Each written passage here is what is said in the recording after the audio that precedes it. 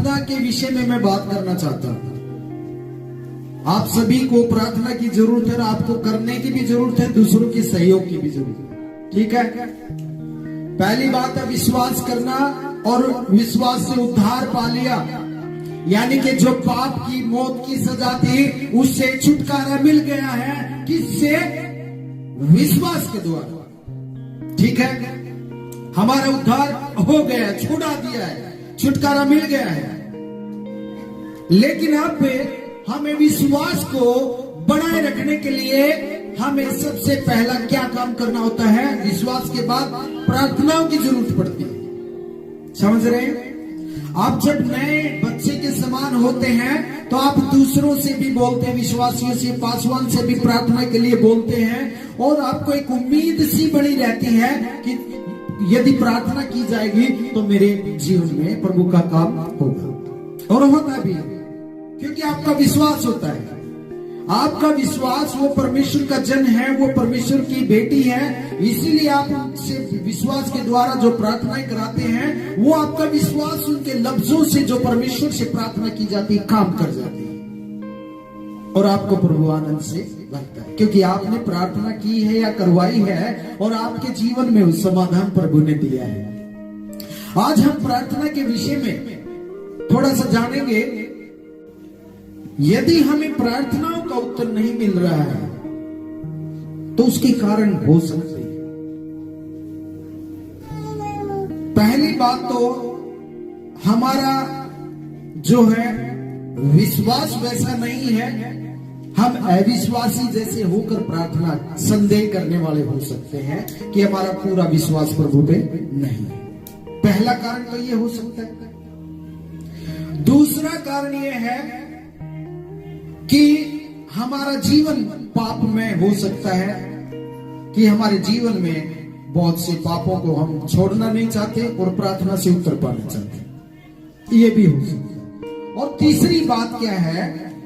तीसरी बात, यदि आप हर एक जगह में सही हैं, यदि आप पाप भी नहीं कर रहे हैं और आप विश्वास भी करते हैं, और फिर भी यदि कभी प्रार्थना का उत्तर नहीं मिलता है, तो फिर परमेश्वर की योजना आपके जीवन में बड़ी योजना हो सकती है। इसीलिए हमें धीरज रखना चाहिए। प्रार्थना के विषय में मैं आपको बता रहा हूं, वचनों के जरिए जो जरूरी होती उन्हीं प्रार्थनाओं का प्रभु उत्तर देता, और वो भी आपके विश्वास, आपके जीवन या आपकी योजनाओं के ऊपर डिपेंड करता है। हालेलुया।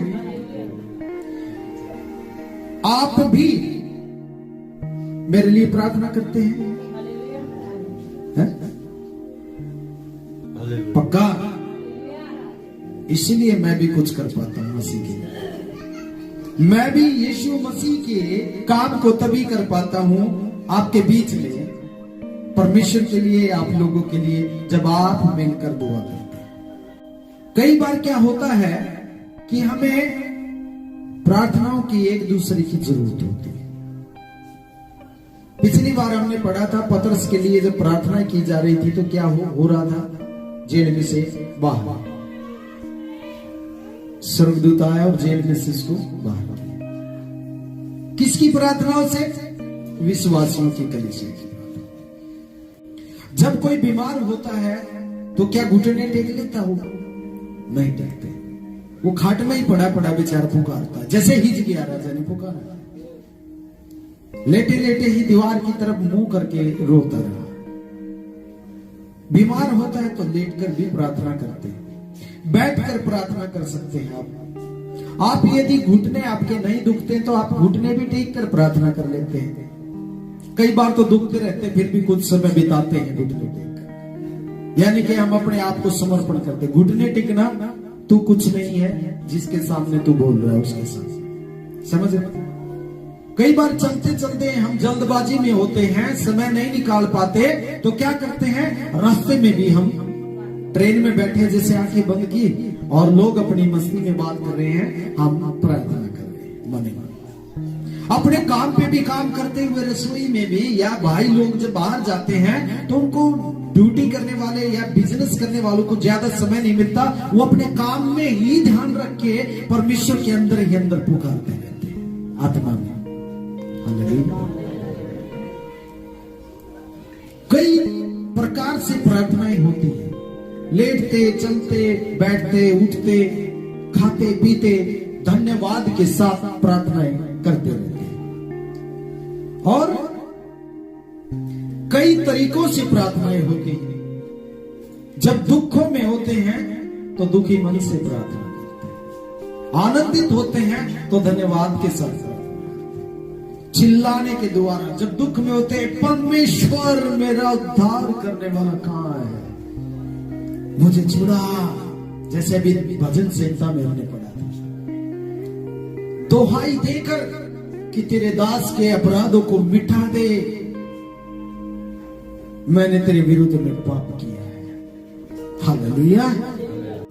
दोहाई देकर, चिल्लाकर, गिड़गिड़ाहट के साथ, दुखों में दुखित हृदय के साथ और एक नम्रता के साथ, विनम्रता के साथ।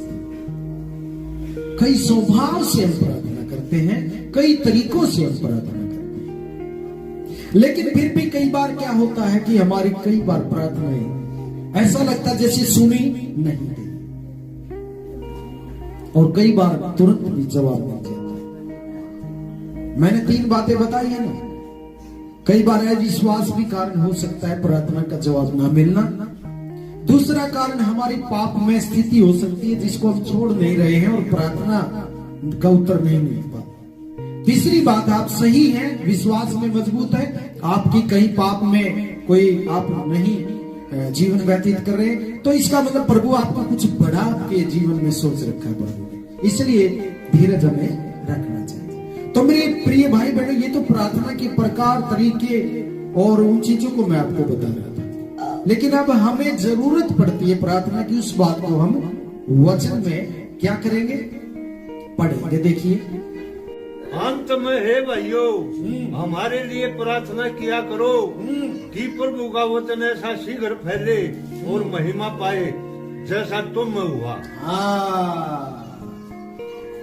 जैसा तुम लोगों के अंदर वचन फैला हुआ है ना, आपको बताया गया है, वैसा ही वचन सब सीखे और उसका वचन फैले, सच्चाई का, परमेश्वर का, स्वर्ग का, राज्य का वचन फैले। ऐसी तुम हमारे विषय में प्रार्थना किया करो जो सुसमाचार का प्रचार करते हैं। समझ रहे हो? ये कौन बोल रहा है? ये प्रभु का दास पौलुस बोल रहा है। किनको बोल रहा है? जो प्रभु पे विश्वास करते हैं, संगति है कलीसिया, उन विश्वासियों को, उन सेवादारों को, उन संतों को बोल रहा है कि हमारे लिए भी प्रार्थना किया करो, ताकि जो हम सुसमाचार, जो प्रचार प्रभु का करते हैं, जैसे तुम में मजबूती आई है, वैसे ही दूसरे लोगों के अंदर भी ये प्रचार जा सके, कि उसका सुसमाचार फैलने पाए, बस उसका वचन हर एक इंसान के पास जाना चाहिए। यहाँ पर उस प्रार्थना की बात हो रही है, यहाँ पर बीमारी से चंगा होने के लिए प्रार्थना की बात नहीं है, मेरे कर्जे को दूर कर दे वो प्रार्थना की बात नहीं हो रही है, यहाँ पर कोई अपने स्वार्थ को पूरा करने की बात नहीं हो रही है। वो तो प्रभु कहता है, तू चिंता क्यों करता है, मैं तेरी चिंता करता हूँ, तू तो वो मांग जो मैं तुझे देने में प्रसन्न होता हूँ। हालेलुया। और वो क्या है? वो उसके सुसमाचार को फैलाने की इच्छा में। हालेलुया। प्रभु के दासों को इसी चीज की प्रार्थना की जरूरत होती है। आप उस बात के लिए प्रार्थना कीजिए। और हम टेढ़े और दुष्ट मनुष्यों से बचे रहे, क्योंकि हर एक में विश्वास नहीं। उन लोगों से भी बचना है। आपकी कलीसिया के अंदर भी होंगे ऐसे लोग, और आपकी कलीसिया से बाहर भी होंगे ऐसे लोग जिनके अंदर विश्वास तो नहीं होगा, लेकिन दिखाएंगे जैसे हम मसीह में। समझ रहे? ऐसे टेढ़े लोग, चाहे वो कलीसिया से बाहर हो चाहे कलीसिया के अंदर, आपको जो सही चल रहे हैं उनको बचना है, नहीं तो अंत में वचन कहता है कि चुने वो को भी भरमा देंगे। क्या समझ रहे? बहुत बहुत प्रयोजन चल रहा है शैतान दुष्ट का। आप अपने आप को बचाइए ऐसे लोगों से, नहीं तो आपका जीवन भी वैसा ही दोबारा जैसा उनका है। वैसा ही हो जाए। टेढ़े मनुष्य का मतलब क्या है? लिखा हुआ है टेढ़े और दुष्ट मनुष्य से, जो दुष्टता करते हैं मतलब लापरवाहियां करते हैं, चर्च को एक अपना साधन समझते हैं मनोरंजन का, चर्च को अपना एक टाइम पास समझते हैं, चर्च में एक सिर्फ अपने स्वार्थ की प्रार्थना को समझते हैं, चर्च में सिर्फ अपने आदर सम्मान को पाना चाहते हैं। इसी चीज में ये दुष्ट लोगों की योजनाएं होती हैं। जो दीन नम्र होते हैं और भलाइयों के लिए और स्वार्थ नहीं परमेश्वर की महिमा के लिए जो चर्च में होते हैं, जो कलीसिया में होते हैं, ऐसे लोग परमेश्वर में धन्य होते हैं। हालेलुया। समझ रहे? कितने लोग हैं जो विश्वास को बहुत करते हैं लेकिन जड़ नहीं पकड़ते हैं, क्योंकि उनका स्वार्थ चाहते हैं। प्रभु कहता तेरे मनोरथों को तो मैं पूरा कर दूंगा, लेकिन तू मेरी महिमा कर। हम दोपहर में, सुबह, रात, शाम, तीनों पहर, किसी भी समय हम प्रार्थना कर सकते हैं। जब भी आपको सही लगता है, जब भी आपको लगे कि मेरा स्वभाव इस वक्त प्रार्थना के लिए सही तैयार होता है, ये मेरा समय निकलता, आप प्रभु के प्रति समर्पित हो जाए, छोड़िए ना। और सबसे फर्स्ट दूसरों के लिए प्रार्थना कीजिए, फिर अपने जीवन के लिए प्रार्थना कीजिए। कैसे प्रार्थना सुनता है प्रभु? देखिए, अभी आप इस बात पर गौर कीजिए। हालेलुया। यदि मेरी प्रजा के लोग जो मेरे कहलाते हैं, हाँ, यदि मेरी प्रजा के लोग जो मेरे कहलाते हैं, दीन होकर प्रार्थना करें। एक सेकंड, मेरे कहलाते हैं का मतलब क्या है? जो उस पर विश्वास करते हैं। अब आप किसके हो गए? प्रभु यीशु के। अब आप यीशु मसीह के हो गए, क्योंकि आपने उस पर विश्वास किया है। इसलिए वो वचन भी हमारे लिए हो गया है, उसकी बात भी हमारे लिए हो गई। क्या कहता है? तब यदि मेरी प्रजा के लोग जो मेरे कहलाते हैं दीन होकर प्रार्थना करें। आपको दीन होकर प्रार्थना करने की जरूरत है। हालेलुया।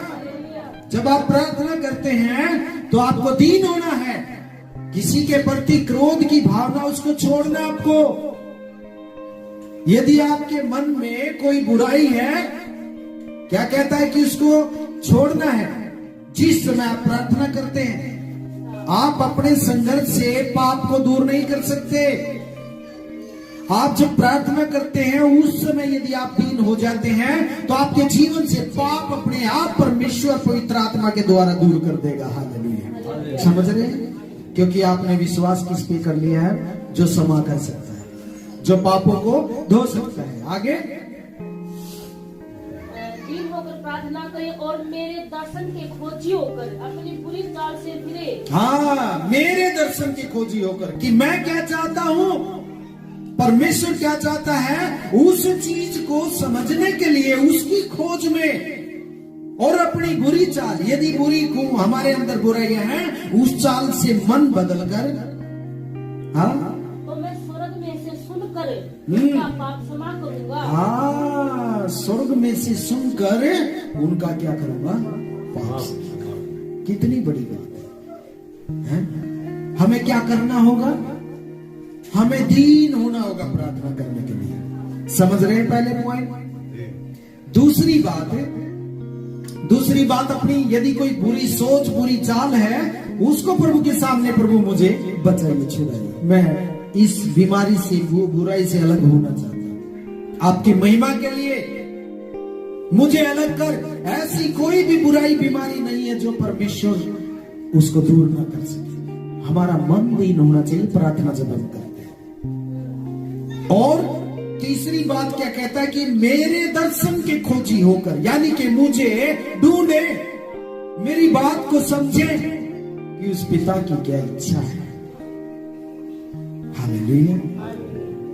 यही चीजों को जब हम देखते हैं तो आगे लिखा हुआ कि वहां पर मेरी आंखें और मेरे कान सदा खुले रहे।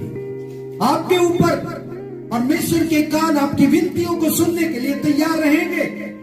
आपकी तरफ आके परमेश्वर की लगी रहेंगे। जब आप 3 नंबर होकर प्रार्थना करेंगे और अपनी बुराई चाल से सीधा हो जाएंगे, और तीसरी बात, जब परमेश्वर के खोजी हो जाएंगे तो आपकी प्रार्थनाओं का उत्तर आपको मिलना शुरू हो जाएगा। हालेलुया।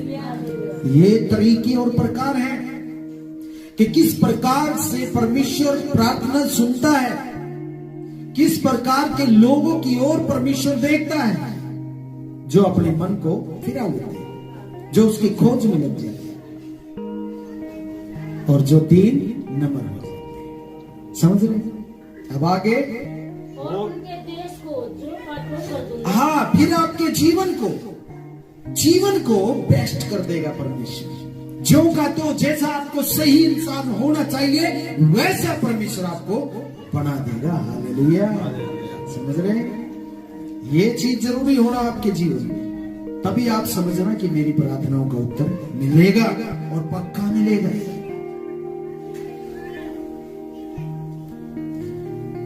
परंतु जो परमेश्वर का नाम शुद्ध मन से लेते हैं उनकी प्रार्थना जरूर सुनता है, और लाचार की प्रार्थनाओं की ओर परमेश्वर क्या करता है?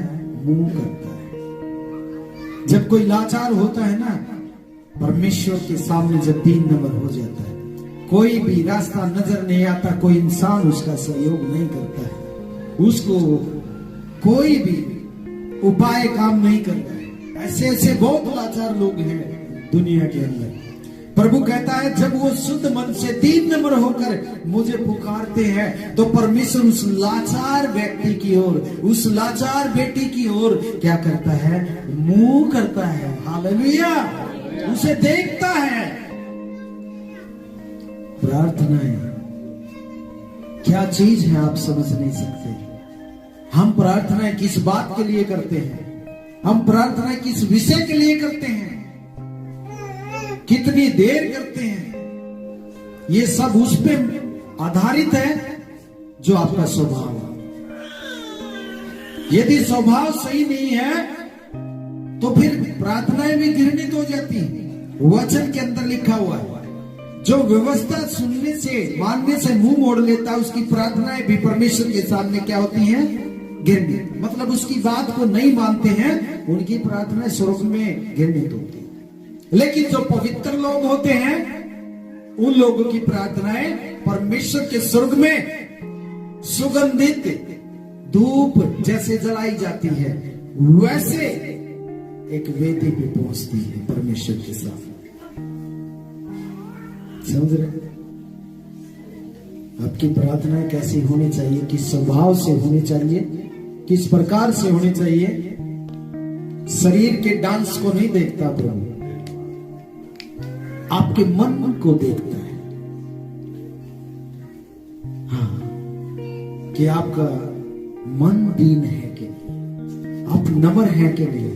मेरे बहन भाइयों देखिए, जब इस मुट्ठी को बंद किया जाता है एक जोर के लिए, एक ताकत के लिए, जब इसको बंद करते हैं ना, तो आप देखिए यदि ये उंगली छूट जाए तो एक भी छूट जाएगी तो वो ताकत नहीं रहती है।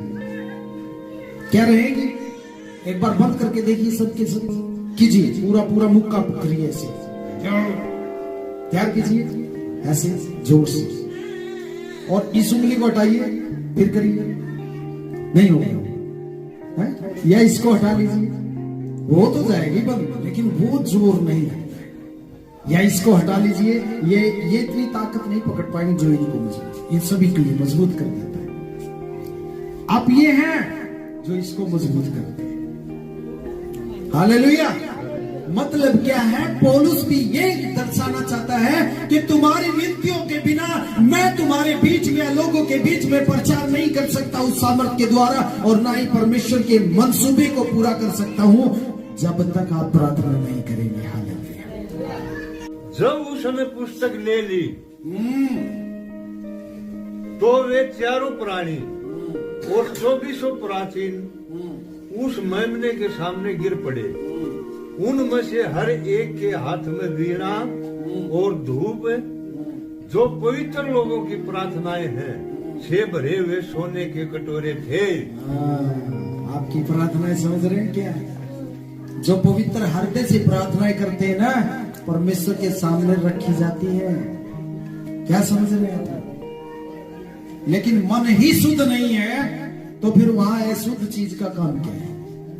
इसलिए फरीसियों को प्रभु यीशु मसीह बोलते हैं कि ये मन को तो फिराते नहीं है और लोगों को दिखाने के लिए बड़ी बड़ी प्रार्थनाएं करते हैं।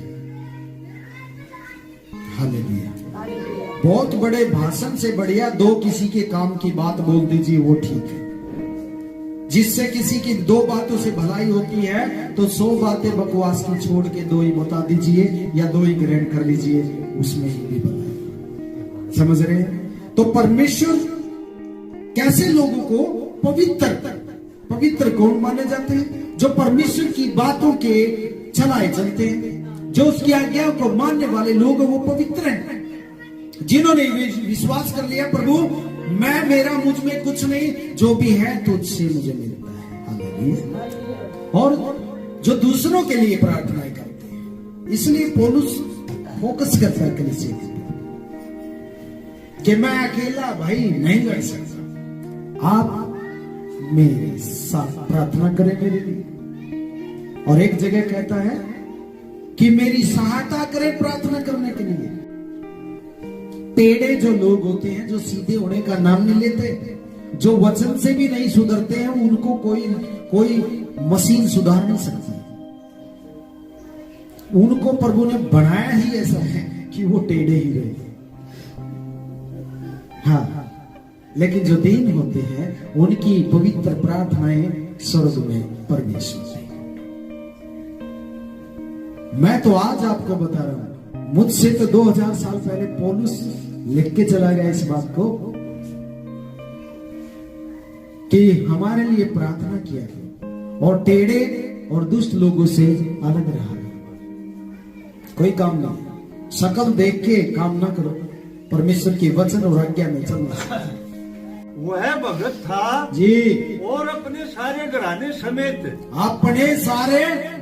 घराने समेत परमेश्वर से डरता था। परमेश्वर से डरता था, इसलिए और यहूदी लोगों को बहुत दान देता और बराबर परमेश्वर से प्रार्थना करता। यस आमीन हालेलुया। समझ रहे? उसका मानना क्या था कि मैं, मेरा परिवार, घराना, मेरा रोजगार, मेरा पैसा, मेरा जीवन मेरा नहीं है, इसलिए वो परमेश्वर के डर को मानता था। पूरे घराने के साथ वो डर मानता था और परमेश्वर का धन्यवाद दिल खोल कर करता था। और क्या करता था? प्रार्थनाएं करता था। कुरनेलियुस प्रार्थना को समझता है और उसने दोनों काम करके दिखा दिए कि प्रार्थना क्या होती है। भय भी मानना और दान भी करना, दोनों चीजों से प्रकट हो जाता है इसके अंदर परमेश्वर का क्या है? भय। और प्रभु के दास और क्या कहेंगे कि हमारे लिए प्रार्थना किया, बस।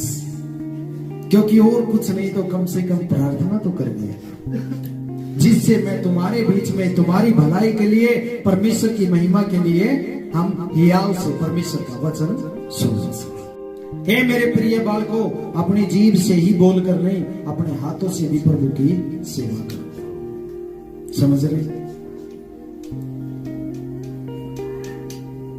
Hallelujah hallelujah.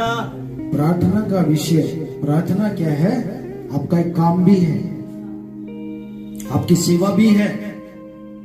हे भाइयों, हमारे प्रभु यीशु मसीह के और पवित्र आत्मा के प्रेम का स्मरण दिलाकर मैं तुमसे विनती करता हूँ कि मेरे लिए परमेश्वर से प्रार्थना करने में मेरे साथ मिलकर लौली में रहो। हालेलुया। किस बात में? प्रार्थना करना। वो तो विनती करता है और उनके लिए प्रार्थना के लिए बोलता है। विनती की प्रार्थना क्या होती है पता है? एक रिक्वेस्ट, भाई ये काम यार तू कर सकता है, तू कर। अब आपके ऊपर डिपेंड करता, आप सीने में फूल जाएंगे या दीन होकर उस पर जाया करेंगे, वो आपके ऊपर डिपेंड करता। समझ रहे? एक जिसको जरूरत है वो तो विनती कर सकता है, चीना चपटी थोड़ी करेगा। वो तो सिर्फ यही कहेगा आपके द्वारा ये मेरा काम हो सकता है, क्या आप करेंगे? हालेलुया। हालेलुया। मेरे बहन भाइयों, यही बात होती है। यदि आप प्रभु से प्रेम करते हैं तो आप, जैसे पौलुस बोलता है ना कि मेरे साथ प्रार्थना में लो ले, जब इकट्ठे होते हैं तभी प्रेम का पता चलता, वरना प्रेम नहीं है हमारे अंदर। जो लोग इकट्ठा होना नहीं छोड़ते वही परमेश्वर के प्रेम और आज्ञा मानने वाले होते। इसलिए पौलुस समझता है यदि कलीसिया मेरे साथ लवलीन नहीं रहेगी तो मैं प्रभु के काम को नहीं कर पाऊंगा ज्यादा। और मैं परमेश्वर की इच्छा से तुम्हारे पास आनंद के साथ आकर तुम्हारे साथ विश्राम पाऊं। हाँ, बस क्या पाऊं? विश्राम। विश्राम कब पाया जाता है? परमेश्वर को विश्राम कब मिलता है? जब वो सारा काम पूरा कर लेता है। जब पूरी सृष्टि को उसने 6 दिन में बना लिया और 7वें दिन क्या हुआ? विश्राम। विश्राम का मतलब उसने कि हाँ अच्छा है सब कुछ, मैंने जो बनाया है ठीक है। हालेलुया। यहां पर यही बात है कि पौलुस भी कहता है मैं विश्राम पाऊं, यानी कि उसको पता चलता है कि उसकी कलीसिया के लोग उसके साथ हैं तो उसको विश्राम मिलता है अंदर, नहीं तो उसका और भी दुख बढ़ जाता है। विश्वासी लोग प्रभु को विश्राम देते हैं जब वो उसकी आज्ञा मानते हैं। इसलिए पौलुस को भी विश्राम, एक शांति कब मिलती है? जब उसके पवित्र किए हुए परमेश्वर के लोग जब उसके साथ प्रार्थना में इकट्ठा होते हैं। हालेलुया। परमेश्वर के राज्य को बढ़ाने में उसके साथ होते हैं, तभी उन संतों को भी, भक्तों को भी विश्राम मिलता है। हालेलुया। आनंद के साथ आकर तुम्हारे साथ विश्राम पाऊं और शांति का परमेश्वर तुम सबके साथ रहे। आमीन। हालेलुया। इसीलिए प्रार्थना सबके लिए बहुत जरूरी है।